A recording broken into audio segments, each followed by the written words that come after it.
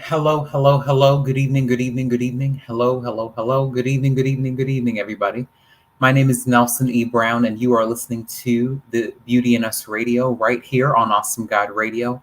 I'm very happy that you all have had the opportunity once again to sit down and speak with me about subjects that matter from the perspective of the young black male. Now, I'm very, very happy to have a special guest tonight. So tonight, I'm going to have my very own professor, Professor Dann Malihom. He's one of the professors in the sociology department at UMBC, which is where I studied sociology as a student. And he's going to be talking to us about the sociology of education. So I had the chance to take this course last fall, and I really enjoyed it, and I did well in the course, and I learned a lot about the sociology of education, which is one of the courses that he facilitates, and it's one of the courses that he teaches at UMBC. So as a sociology student, I thought that it was best for me to bring on a professor from the sociology department to actually speak to you guys to talk about what sociology is, and from this point of view, what the sociology of education is. Now, we all know about the field of education, but a lot of people don't really understand the ins and outs in terms of what it takes to dive into different dimensions of education. So that's why I think it's very important for us to sit down and actually speak with a sociology professor who specializes in that field and within that specific area, so that we can have a better understanding and develop a better concept of what is really taught in this course. Now, he's going to be joining us for the second half of the program. So he's going to be joining us for the second half of the show from 6:30 to 7. But I will be facilitating the show for the first half from 6 to 6:30. And I pulled some notes and some stats from the internet and from my research about the sociology of education. And I wanted you guys to have an opportunity to learn more about the sociology of education. So when he hops on, he's going to introduce himself, and he's also going to have an opportunity to speak about the work that he does at UMBC and how he's been able to navigate through the coronavirus pandemic as an educator. So this is my very first time having one of my professors from college on my show. So he agreed to come on, and I'm very excited about the fact that he agreed to come on so that he can share his expertise with you guys. Now, I'm going to take care of a few housekeeping things before I begin. Now, next week is November 23rd, Tuesday, November 23rd, 2021. So I will not be having a show next week. Next week is Thanksgiving week.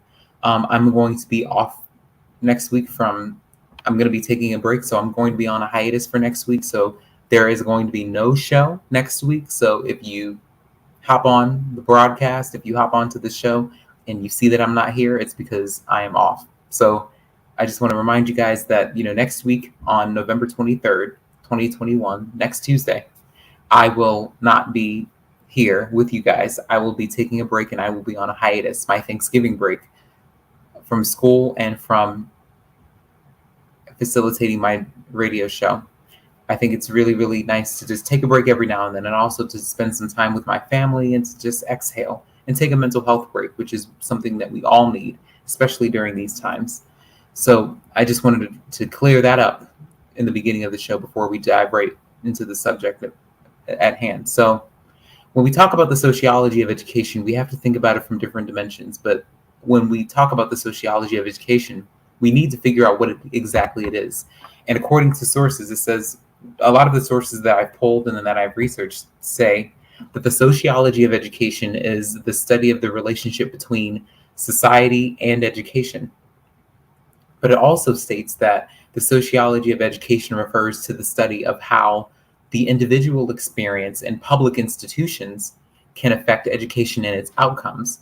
It concerns the system of public schools of modern industrial societies, and it also includes the expansion of higher adult and continuing education. August, I think, we talked about him in class. August, I'm trying to pronounce this right, Comte, C-O-M-T-E. I think that's right. But he is called the father of psychology. But the individual experience that we learn about gets is that a person gets can be from the family, friends, society, and all other people with whom the person interacts with. The public institutions that we talk about when we discuss the sociology of education that affect the education of a person can be a school, a college, a place of work, or in any institution in any capacity. Now, the sociology of education aims to study how social elements have an effect on schools and individuals, and to acquire knowledge about democratic ideologies and to help create curricula that will best meet each child's need and cater to their personalities and to their development. The sociology of education, sources say, is an important, optimistic, and fundamental aim characterized by the inspirations of or for a betterment and progress of the learning environment. It means that it is a means of improving the standards of education and in turn helping the young generation achieve a greater quality of life. The sociology of education is recognized as a place where there is an opportunity for the students to learn and develop unique skills that they need and have the potential for. It is not only beneficial for children, but also for young teens and older adults as well. So I want to stop right there for a second so that we can actually unpack that a little bit and let's just first talk about what it means to be a sociologist. Now, for those of you who don't know what a sociologist is a person who studies society and social behaviors, and they do that by examining the groups, the cultures, the organizations, the social institutions, and the processes that develop when people interact and work together. So that's what sociologists do. So they could design research projects to test theories about social issues. They can collect data through surveys, observations, interviews, and other sources. They can analyze and draw conclusions from data. They can prepare reports, articles, and presentations detailing their research findings. And they also can collaborate with and advise other social scientists, policymakers, and other groups on research findings and sociological issues. Now, again, they study human behavior, interaction, and organization. But sociologists also observe the activity of social, religious, political, and economic groups, organizations, and institutions. They examine the effects of the social influences that stem from the organizations and the institutions on different individuals and separate groups. But they also trace the origin and the growth of these groups and interactions. So an example could be that they may research the impact of a new law or a policy on a specific demographic. And they also use quantitative and qualitative methods when they conduct research, and they frequently use statistical analysis programs during the research process. So their research may help administrators, educators, lawmakers, and social workers solve problems and formulate public policy. So oftentimes when we think about sociologists, we have to think about people who specialize in certain range of social issues. So sociologists per se may specialize in a wide range of special topics, including education and health, which is education is one of the topics for the night, crime and poverty, families and population, and gender, racial, and ethnic relations. So we also know that there are sociologists who specialize in crime, who also may be called criminologists or penologists. These workers apply their sociological knowledge to conduct research and analyze the penal systems and populations and to study the causes and the effects of crime. So again, when we talk about the sociology of education, we have to talk about it from not just from an educational standpoint, but we have to refer to different strategies and research methods from a sociological perspective. And that's what sociologists do. So many people with sociology backgrounds become post-secondary teachers and high school teachers, and most others find work in related jobs outside the sociologist profession. So policy analysts, survey researchers, statisticians, and demographers are some of the many examples of fields that they dive into. Now, in order to become a sociologist, many sociology jobs require a master's degree or a PhD. Many bachelor degree holders find positions in other related fields like social services, education, and public policy. Now, the sociologists, again, they typically need a PhD and a master's degree, but there are two types of sociology master's degree programs: the traditional programs and the applied, clinical, and professional programs. Now, these traditional programs prepare students to enter into a PhD program.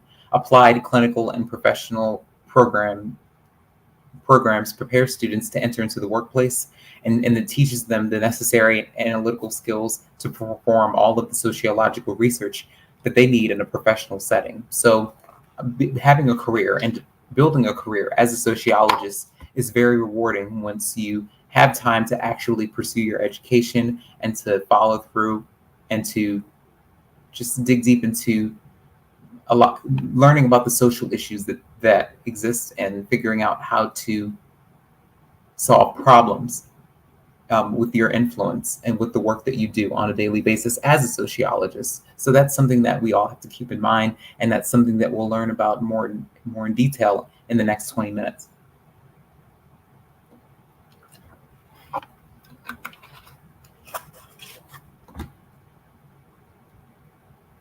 So some other experiences that sociologists can have could consist of candidates holding a bachelor's degree. They oftentimes, I should say, benefit from having internships or volunteer work when they're looking for entry-level positions in sociology or some related field. So these types of opportunities give students a chance to apply their academic knowledge in a professional setting and develop skills for the needed field. So some of the important qualities that a sociologist is supposed to have is that, some of them are analytical skills. So analytical skills are essential when you want to become a sociologist, because in order to do that, and in order to study sociology in general, you must be able to examine data and other information using statistical methods in order to test the theories. You have to have good communication skills. So that's another important quality to have as a sociologist, because strong communication skills are needed to conduct interviews, collaborate with colleagues, and you also need good communication skills to write and present research results.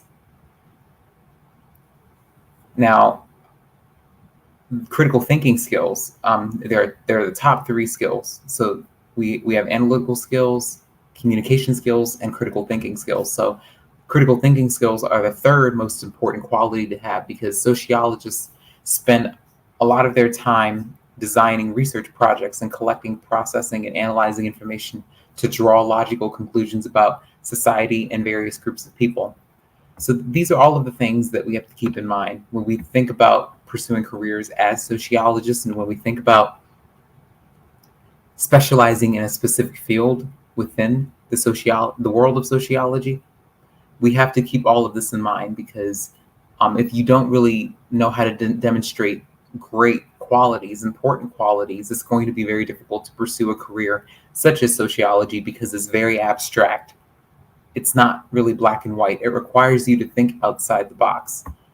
And I think that's why I enjoy taking this course, taking courses within the sociology department. And that's why I think I enjoy being a sociology student. I love thinking outside the box, and I love learning about things that are abstract, even though it may be challenging sometimes.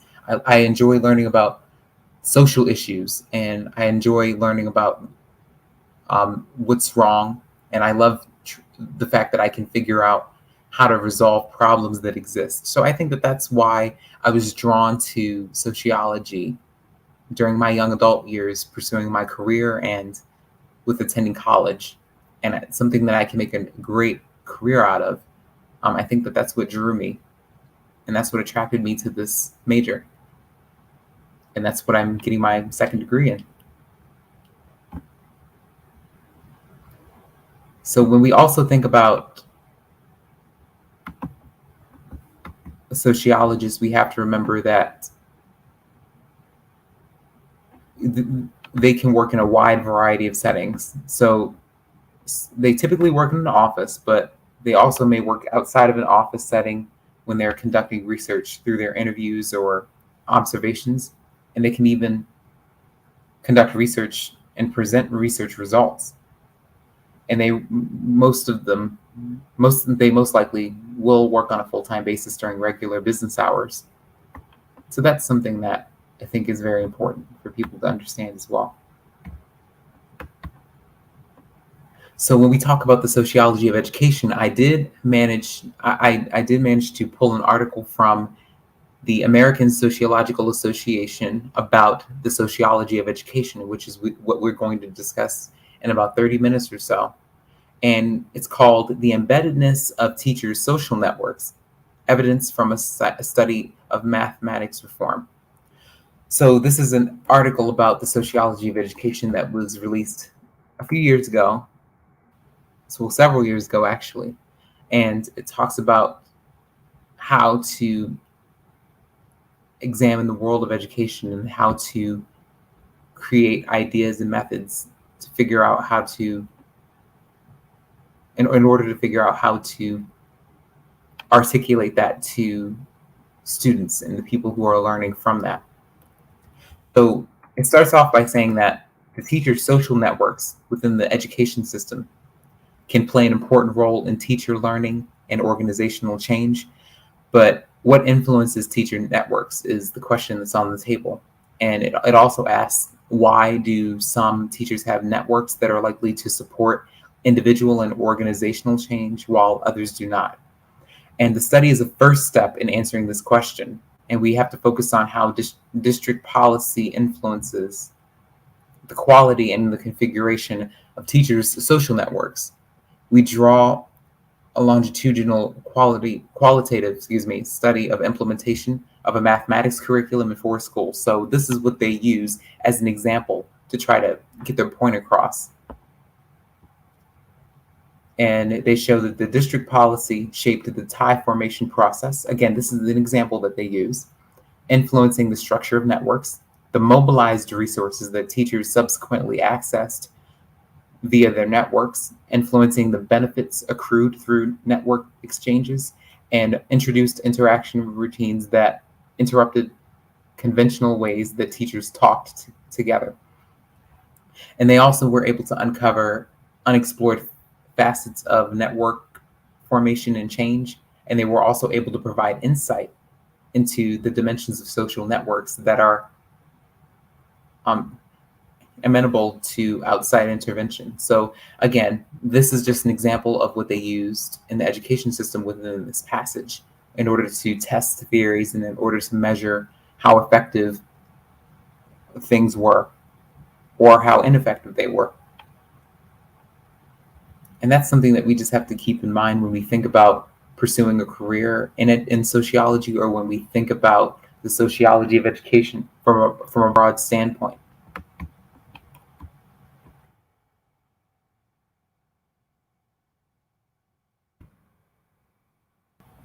So the sociology of education course, like I said, I took it last year. I took it last fall with Mr. Malihom, with Professor Dann Malihom, and I really enjoyed the course because I think that it definitely opened my eyes to what really goes on behind the scenes in the world of education and in the world of academics from the teacher standpoint and not just the student standpoint. I think that when we talk about the sociology of education, we have to think about how diverse it is as a subfield that features theories and research that's focused on how education as a social institution is affected by and how it affects other social institutions and the social structure in general, and how so many social forces shape the policies, the practices, and the outcomes of the schooling process.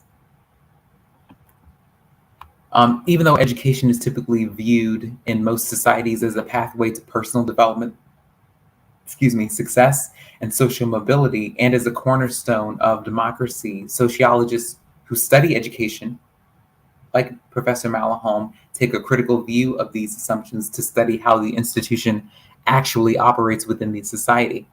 And they consider what other social functions education might have. So for example, socialization into gender and class roles, and what other social outcomes contemporary educational institutions might produce, like reproducing class and racial class, among others.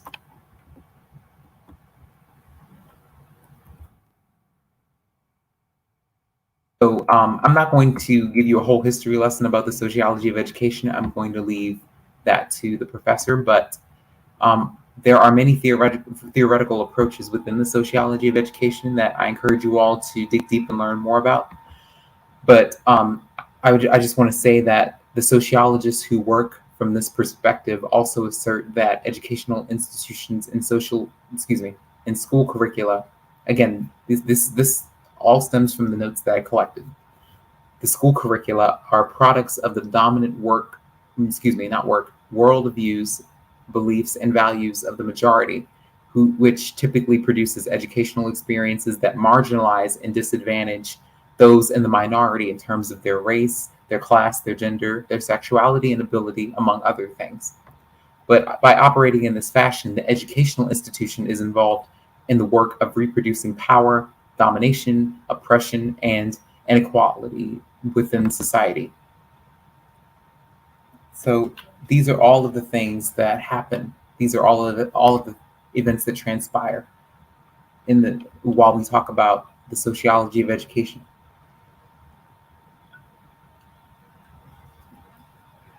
I think that it's so much that we're exposed to when we think about the sociology of education, because it provides us with that foundation. It provides us with that leg to stand on when we want to move forward in our lives, and when we want to develop skills, and when we want to learn and grow in different areas. Academically, we have to think about the schooling that we're receiving. We have to think about how or if we have access to the jobs that we want because of our education. It's no longer acceptable to just have a high school diploma nowadays, but there are so many other opportunities out there for young people like myself, and even older adults who may want to build their career, or they want to bounce back and expand their career. There are so many opportunities out there. And I think that that's what these passages are trying to convey, even though the challenges are there, and even though the research shows us that it can be a roller coaster. It can oftentimes be a roller coaster working in the field of education and learning about the sociology of education and all of the dimensions that go into each and every portion of it. But this passage says that it is for this reason that there have long been campaigns across the U.S. to include ethnic studies courses in middle schools and high schools in order to balance a curriculum otherwise structured by a white colonist worldview. And in fact, sociologists have found that providing ethnic studies courses to students of color who are on the brink of failing out or dropping out of high school effectively re-engages and inspires them. It raises their overall grade point average and improves their academic performance overall. So there are good consequences and bad consequences for everything that we do and everything that we invest our time and energy into. So when we talk about the field of education and when we talk about the sociology of education, we have to think about how often, or if we are even investing our time and our energy into education for our young people and for our children. And it's not just the parents' responsibility, it takes a village. In order to do this, we all have to work hand in hand to figure out how we can convey this message to the people who are coming up behind us, to the young people who are in the position to be and do whatever they want in this world. So that's what we have to keep in mind when we think about this. Some of the notable sociological studies of education include Learning to Labor, which was made in 1977 by Paul Willis. An ethnographic study set in England focused on the reproduction of the working class within the school system. So that's one example. Another example is Preparing for Power, America's Elite Boarding Schools, which was created in 1987 by Cookson and Purcell. An ethnographic study set at elite boarding schools in the U.S. focused on the reproduction of the social and economic elite.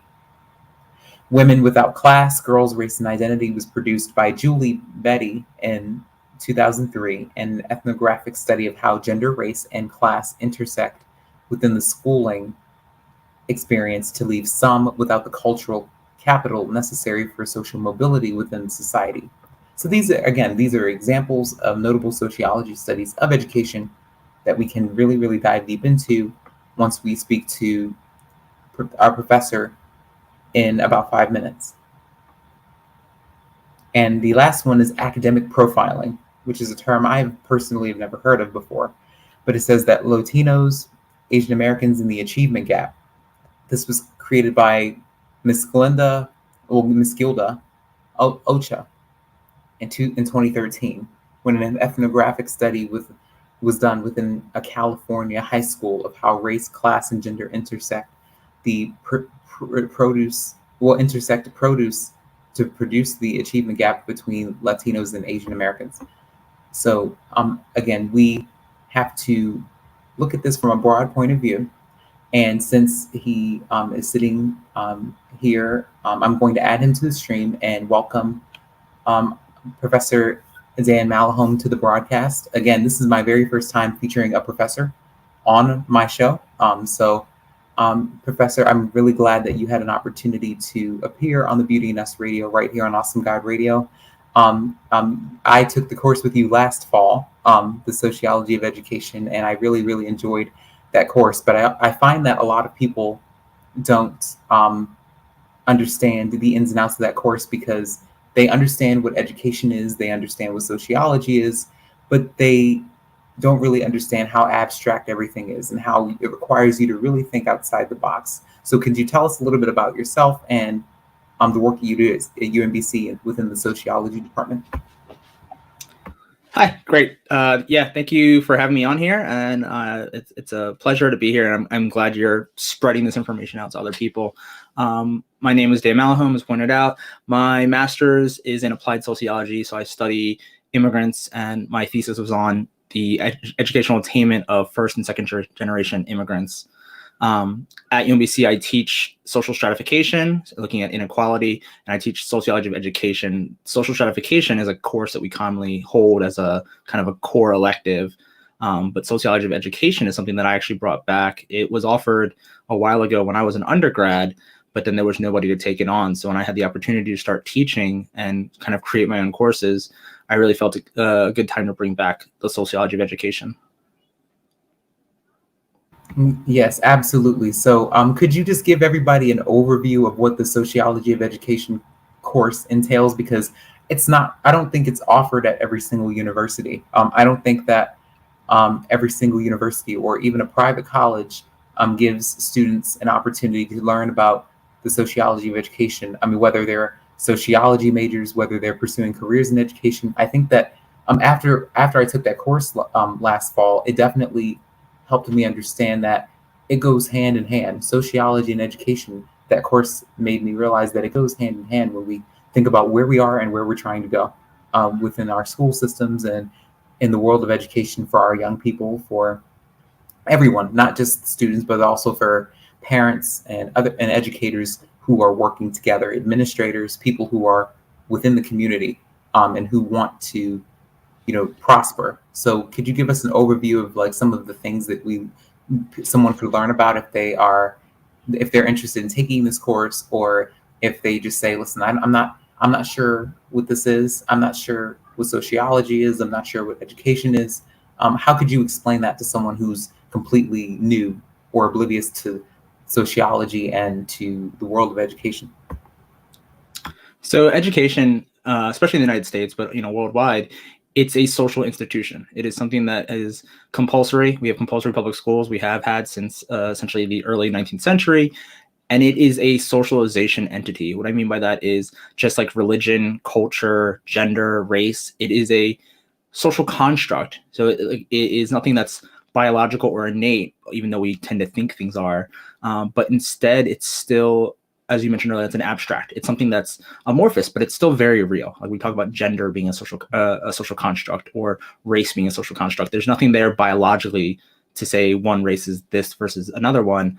But what we as a society, what we as a people have kind of created, these labels, these inequalities, these differences, has very real impact. And education is just another form of that. It's something that most Americans will spend at least 12, if not 16, if not more years of their lives involved with, 5 days a week, 9, 10 months out of the year. And it shapes us as individuals, it shapes us culturally, and it shapes how we view the world. So a lot of it is based on what we're told or what we're not told. And even beyond that, beyond the actual academics and the credentials, there's a concept called the hidden curriculum, which is this idea of how schools are structured, how policies are enforced. The way we tend to do things also frames how we view the world. So it's not just about the content in the textbooks, but it's the school, the administration, the teachers themselves that shape us. Yes, absolutely. And I can definitely understand that because, after taking the course, I was able to realize how there are different components to, a conversation about education and what it entails. And I know that, again, it's not just about, what goes on in the classroom. It's not just about the students. It's not just about parents of the students. It's not just about the teachers, but it's about everybody, because everyone's affected by the field of education, the world of education, the school systems. Everybody's affected because everybody plays a role. Everybody plays a part into the breakdown or the makeup of the world of education, because everyone is able to learn from or teach what was taught to them while they grew up or while they were going through that schooling process. I mean, even when we think about early childhood education, and then we think about the later years in elementary school, middle school, high school, and even in college, like the things that we learn and some of the things that we carry and some of the things that we leave behind. It's definitely interesting, because I don't think a lot of people I don't think people in general have an understanding of what that looks like, because people are just going through school, doing their homework, doing their classwork, doing what their teachers or their instructors assign them, but they're not really thinking about how they're being affected by it in the long run, or how it's going to affect them in the long run, or what they're going to learn from it. They just do it because they think that's what they're supposed to do, but they don't really think about what that's going to do for them in the long run. So I think that it's important for people to understand that this course is not just for people who are pursuing a career in education or sociology. It's important for everyone to understand, because everybody can learn something from this course. So what inspired you to become an educator and say, I want to teach the sociology of education, or I want to teach social stratification? What inspired you to do that? Because there are many different areas, social issues. We have marriage and family, we have law, we have healthcare. So what made you choose this path? For me, I didn't realize until late in my undergraduate career that I wanted to teach. It was one of those things, like I have had tutored since I was in middle school. I worked for Kaplan for test prep for a while, but it was just one of those things like, oh, it's just a thing to do. And then at some point in college, I was like, oh, I like being able to relate things to people. I realized with like SAT prep, I was teaching students and I was finding ways to connect the information to them, because I think a lot of the stuff, it's tough for students to see something like math or science or literature or history and then realize how does that impact them in their day-to-day lives. So I like making those connections for people. And just the idea of being a teacher. My philosophy teacher in high school on one of our retreats shared this quote, which is, you can count the number of seeds in an apple, but you can't count the number of apples in a seed. And I just like that idea of, you don't know whose lives you're impacting and then what impact that individual will have on the world, which leads into why I chose sociology. And I talk about in both my classes in social stratification and sociology of education, it's a somewhat pessimistic view of mine, but it's difficult to change older individuals' thought processes. Like there's this concept in psychology called fluid intelligence, and we tend to lose that as we get into our late 20s, and essentially just means that we become more and more rigid in our thoughts unless something directly impacts us. So you see this with LGBT rights, you see this with race relations. It's hard for people to unlearn things. So from my perspective, I want to improve the world by basically preparing the next generation and making sure they're aware of the inequalities that are in the world, making sure they're aware of how these systems influence us. Like these things aren't necessarily all negative. They don't necessarily have all bad consequences, but they are systems that are in place. They are social constructs that directly influence us. So that's kind of why I've chosen stratification and education. I've also, I've studied race, I've studied immigrants, and studied gender, and recognizing that all of these things play a factor in impacting our lives. Sorry, my son is next to us. Yes, I definitely understand that because I've taken several sociology courses during my time at UMBC, because I've taken marriage and family, the sociology of education, the sociology of law, so I'm able to understand the difference, and I'm able to see how I'm impacted by all of these areas as I study them, and how they affect others, and even people within the community that I identified with, that I do identify with every single day.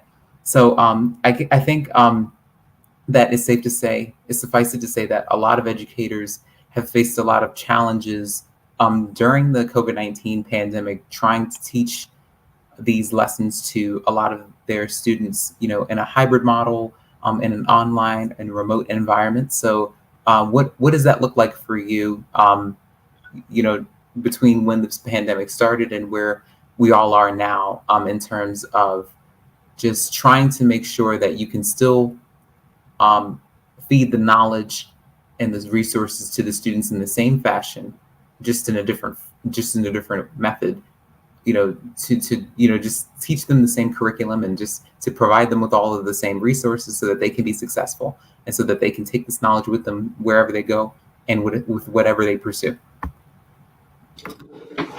It has to do with what I was saying earlier about kind of connecting the information, connecting the knowledge to things that are applicable to the individual. So when I teach social stratification, a lot of that talks about socioeconomic status and job opportunities and tax policies and things like that. And that's, I don't want to say easy, but there's always something happening in the news. Our current state of politics in the country, there's always something relevant to the middle class versus the upper class and whatnot. So I can easily show real life examples. And while it was very difficult, and it's still, an adjustment with this COVID situation, it became a great opportunity to show different examples, show the disparities that exist in education, show that the people who have access to certain technologies are going to have advantages. And that's been exacerbated by the COVID environment and by the virtual environment. So for me personally, I try to work to accommodate and recognize those difficulties. So my wife is a teacher at a Title I school, so I'm aware of the difficulties in trying to get devices for all of those students. So we recognize, we have to go virtual. The assumption is then that if people have those devices, but not everybody has those devices. Not everybody has access to consistent Wi-Fi. Not everybody has a space in their home, as my son makes noise in the background, to do work in peace and quiet. So I did my best to try to be accommodating of that and use as an example of these differences that we don't necessarily consider. We only are usually aware, I talk about there's one reality, but everybody has their own personal truth. And nobody's personal truth is necessarily wrong or invalidated. I never want to invalidate somebody's emotions, but I always talk about, we need to look at statistics. We need to look at the broader numbers. So just because somebody didn't have difficulty during COVID, during virtual learning, maybe they prospered. Some students were able to find time to focus on asynchronous learning. They were able to pick up extra hours at their job. It was better for them, maybe social anxiety wise, to be behind a camera than it is to be in person. But that's not everybody's experiences. So I try to accommodate and use those examples and have students share their experiences. This semester, I'm doing a hybrid in person and hold on, kiddo. Well, I think that it's important to understand that you have to demonstrate flexibility as an educator, because everybody may not be in the position to learn. Everybody has a different learning style, and I think that that's what people have learned who work in the field of education. I think that we have to remember that everybody has to. I think it's beneficial for educators to demonstrate flexibility, and I think that that's what this pandemic has showed us, because it's brought every single person out of their comfort zone, and it's forced them to open up, and it's forced them to go about their lives differently, and not just their lives, but in terms of the teaching style. People who were accustomed to being very rigid in their teaching style had to had no choice but to, break out of that and figure out different ways to facilitate their lessons, make it creative, make it engaging. And I think that it's definitely, it's made or break, it's broken or made a lot of people. So I think this pandemic was kind of like a blessing and a curse for a lot of people, because a lot of people benefited from it, but a lot of people, to everybody, a lot of people, they didn't really know how to handle it. And I think that when we watch the news and when we see like the performances in terms of where kids are and where they're going, I think that, an educator's teaching style and what they've brought to the table and what kind of knowledge they've fed, I think that speaks for itself. So what are some, why is it important for communities around the world to understand the concepts that are related to this course?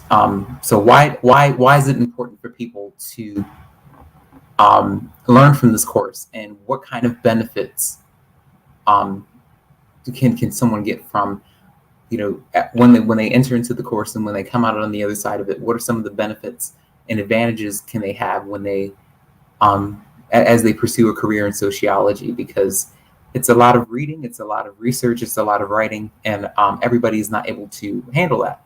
So what is your advice for someone who is pursuing a field like this, or someone who is trying to figure out where their place is in terms of what they want to study? So one of the things I always try to impact on my students is the concept of why. Like, ask why. There's so many things that we take for granted. There's this concept in society of the traditional authority, and it's just this idea of that's the way things have always been. That's just the way they are, and we assume they're that way for a reason. Sometimes they are.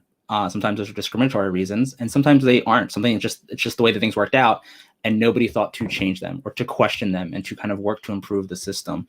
So when it comes to the sociology of education, I always want to tell my students and any individuals to question why we have the structures in place that we do, or to at least try to look from somebody else's perspective. There's this concept, the sociological imagination, which is basically, it's essentially empathy. It's looking at the world from somebody else's perspective and seeing how their intersectionality, their gender, their race, their ethnicity, religion, how that might impact their viewership or their perspective of the world. And it's things that we might never consider if it never impacted us. Like one of the things I always talk about with like the hidden curriculum, you see improvements now in room design and desk design, but in older lecture halls, you have a handful of desks are left-handed desks, and the majority are right-handed. And true, that's how the ratios often break down. But in a situation where if there's more left-handed students than average, one of those is going to be stuck at a right-handed desk, and then that's going to be disrupting their interaction in class. They're going to be so focused on trying to figure out how to write in the desk properly, or that, if there's varying body types, a lot of those desks are rigid and you can't adjust it. And if you're uncomfortable, you're having issues with the seat for any number of reasons, it's going to detract from your experience in education. Likewise, like when you're talking about different learning styles in this virtual environment, for some students it worked better, for some students it was worse. And for some teachers too, there's a lot of teachers who are stuck in their ways and they just try to figure out how to migrate their course exactly as it was online. And it was just them talking to a camera, and there's not the engagement, or they haven't figured out a way to integrate, quizzes or tests or whatever. And that does a disservice to the students because it doesn't accommodate, it doesn't ensure equity. It's basically a focus on, I'm going to do a one size fit all situation. I think there are ways to move towards not one size fit all, but covering all demographics, covering all, increasing accessibility, essentially, like making sure that the things that we have in place, the policies, the physical structures, the rules, that they sort of allow as many people to participate in education, because I think education is obviously very important, to the best degree that there is possible. We have this idea of the meritocracy in the United States and in many places, that those who work the hardest achieve the most. And the reality is that's not always the case. Some of it's luck, some of it's socioeconomic status and background. It's what family you're born into, what zip code you're born in. So I think we should try to get to a point where that can be true. We need to try to remove as many barriers as possible. And to remove the barriers, you have to be aware of the barriers. So that's, I think, the importance of sociology of education, or any field really, is recognizing these problems so that we can then address the problems. Yes, yes, and that's very, very great, and it's very, very important for everybody to understand, because again, like you said, this virtual learning environment has really either made or break a lot of people because, everybody's so accustomed to doing things the way they do things and having that specific structure that they've trained themselves to become accustomed to. But this pandemic has forced them to open up their mind to new ways of learning and to new ways of teaching. And again, everybody, was not happy about the virtual environment, but now that the pandemic has eased, and now that it's loosened restrictions, I think that people are in a much better space mentally, and not just with their studies or with their academics, but also mentally and emotionally. I think there are more people that are in a better space because we weren't where we are, we aren't where we are now, where we were last year around this time, and we've still been able to make progress in terms of getting back to some sense of normalcy. I mean, like UMBC, a lot of us are still online, but some of us have went into the classrooms for the first time, you know, in like a year, and people having a chance to interact with one another is something that, a lot of people missed, because talking to a camera, of course, is not the same as actually engaging with others, having conversations with others, speaking with people, working with people, and even like with assignments, everybody has to kind of do things at their own pace, and nobody's really there to grab someone's hand and say, listen, can you look at this for me, or can you help me with this? So everybody's still kind of left on their own to teach for themselves, even like in a virtual environment. It's not the same as actually being in person and actually going to someone and asking for help, showing them what you've written or what you need help with or what you want to read. So I find that, I definitely see that with a lot of like my peers and a lot of my classmates. So what are some of the challenges that you faced in order to build a career in sociology? Because, it requires a lot of research, a lot of reading and writing. So what are some of the challenges that you faced in order to become, a sociology professor? So what are some of the hurdles that you had to jump over, or what are some of the obstacles that you had to go through in order to get to where you are today? Like you said, it's a lot of reading, a lot of research, a lot of writing. It's really about finding what you're passionate about. It's finding your purpose in it.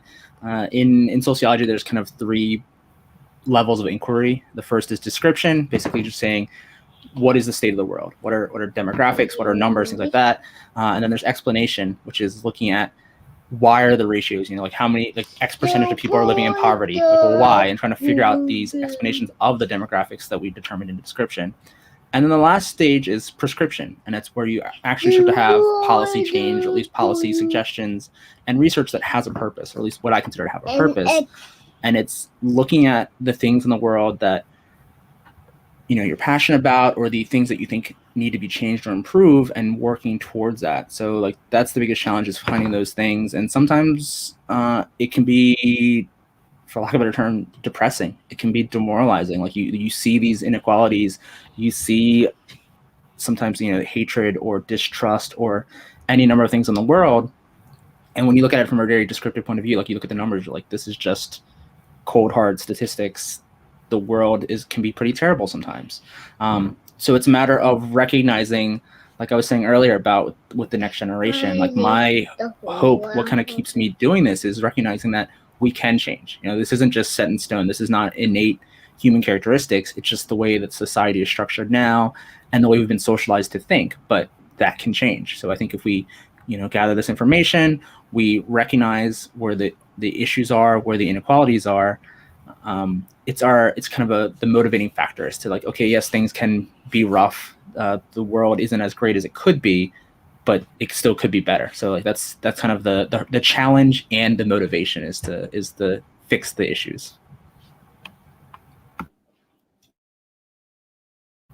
Yes, yes, it's definitely important to understand what the challenges are, because the whole purpose of actually taking a course like this, as well as the other sociology courses, is to figure out where we are and where we're trying to go. So I think that that's really important for people to understand, because people, a lot of people, when they see something interesting, or when they see someone, where they are in terms of what they've studied and how they've built their careers off of their research, and how they've been able to write books, and how they've been able to, because I know a lot of sociologists who've written books and who've done a lot of research. Some of our professors, they've written books, they've collaborated with other authors, and they've written fantastic books about different fields, whether it's health and wellness, whether it's about race, whether it's about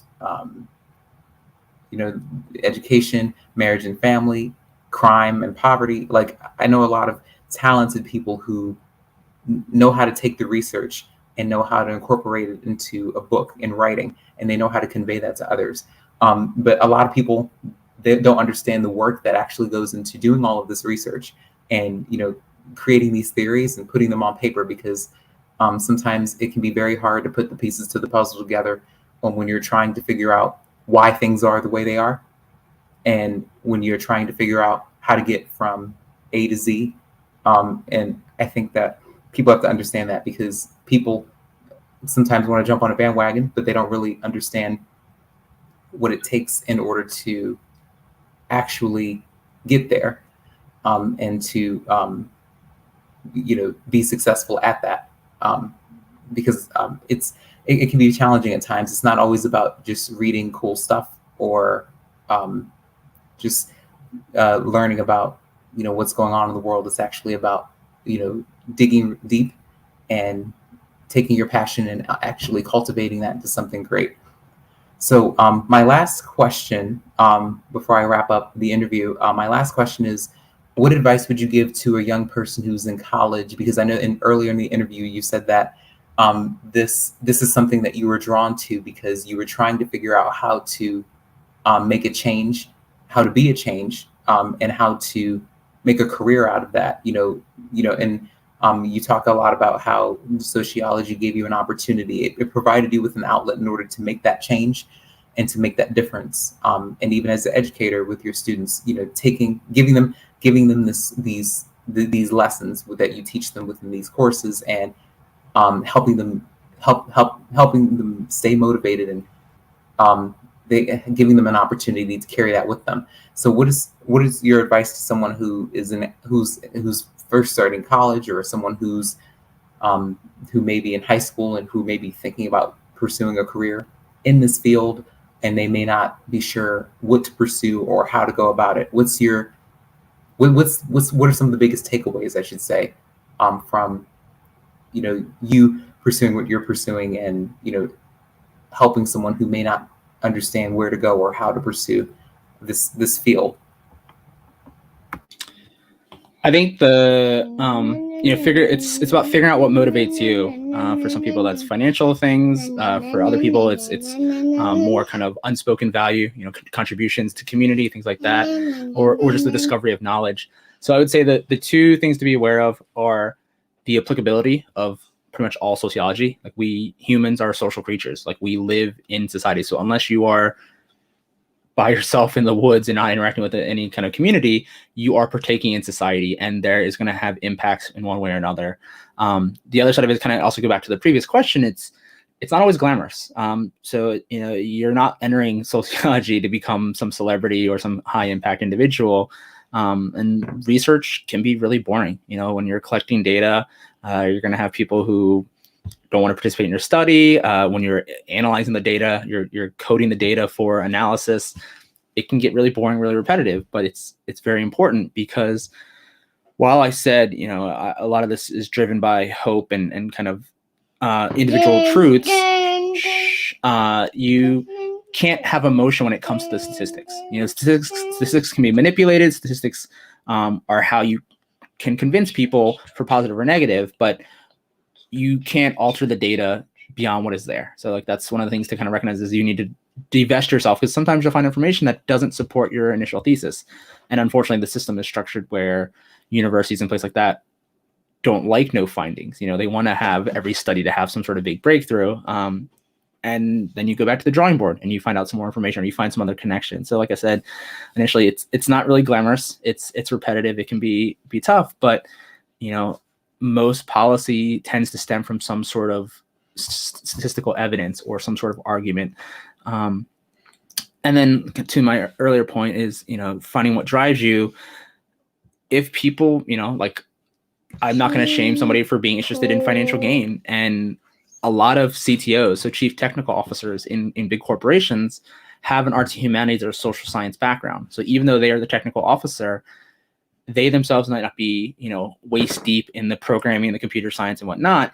You need to have people who can analyze these situations and figure out how to apply this information. You need to be able to take the connections that the programmers and the designers create and figure out, well, how does it apply to life? Everything from Twitter to Facebook or Apple products, none of them are that groundbreaking in terms of idea, but it's about application, or it's about seeing that opportunity and recognizing a need in a population. So like, we didn't need Twitter per se, but we found a use for it, and now it's a huge company. Same thing with Apple or YouTube and stuff like that. Like, place to upload videos is a strange thing. It's like, why do we need that? But then now it's I'm assuming it's a $1 billion industry, and how many people have made careers out of YouTube as content creators. So it's that recognition of the ways that we as a society interact, the things that we desire, the ways that we benefit from it. So, marketing, product research, stuff like that. Like, that's all sociology. That's all human psychology and sociology. So there are ways that you might not think of. Hold on, bud. That sociology impacts our lives. It's just a matter of taking a look at it. And like I said, ask the question why. Like, why are things the way they are? And you might find a sociological reason that explains it. Yes, and that's really great. And thanks so much again for appearing on the BDNS radio right here on Awesome Guy Radio. I thank your son for joining on our conversation too. And this was a really great discussion. It was very informative. So how can people reach out to you if they're interested in enrolling in this course and learning more about the sociology of education or the social stratification, because you teach both? Hold on, bud. My email address is dan.malihom@umbc.edu. I'm always more than happy to discuss these things. Like, I'm a teacher for obvious reasons that this is stuff I'm passionate about, and I could sit in front of a class for hours and just talk about these things and connect them to the world. So I'm more than happy to respond to emails, share information, provide insights, whether it's my two areas, like I said, of stratification and education, or just to provide insights on how other areas, so crime and punishment, criminology, medical sociology, like there's lots of different areas and things that, like I said, you might not realize that sociology impacts, but it does. Yes, well, I'm going to let you go, but again, thank you again for appearing on my show. And thanks again for informing everybody about this. This was a really riveting conversation, but it was very informative for a lot of people who needed a much more clear understanding of this whole entire course and just this whole world that a lot of people haven't had the opportunity to explore. So thanks again for appearing on my show. So I'm going to let you go now as I close out the show, but thanks again.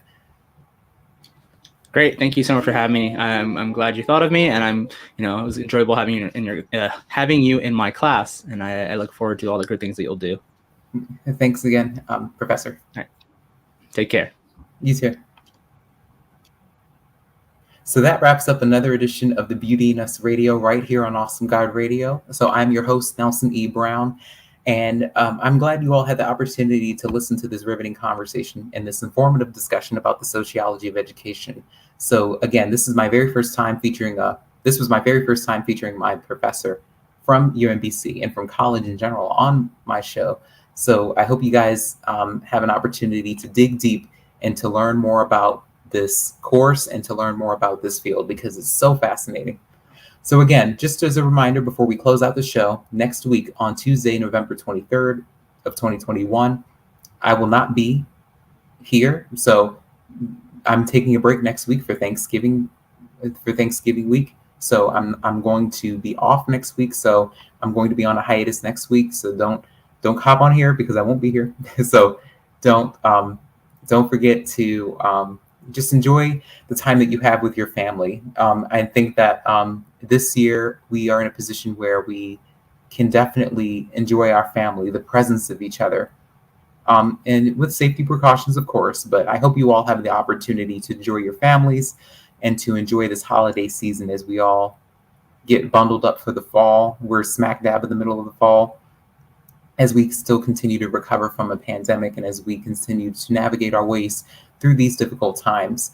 Don't forget to subscribe to Awesome God Radio on all of the social media platforms: Facebook, Twitter, Instagram, LinkedIn, you name it. We're on all of them. So please feel free to reach out to us if you have any questions or concerns, or if you want to see something great on the show that one of us hasn't done, please feel free to reach out to us.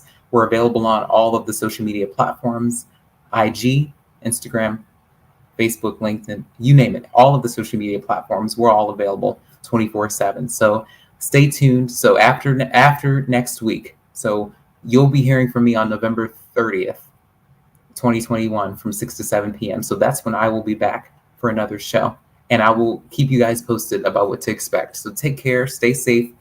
I love you guys. I appreciate you all, and have a great holiday break. I hope you all have a great time with your families, with your friends, and as you guys celebrate each other. So take care.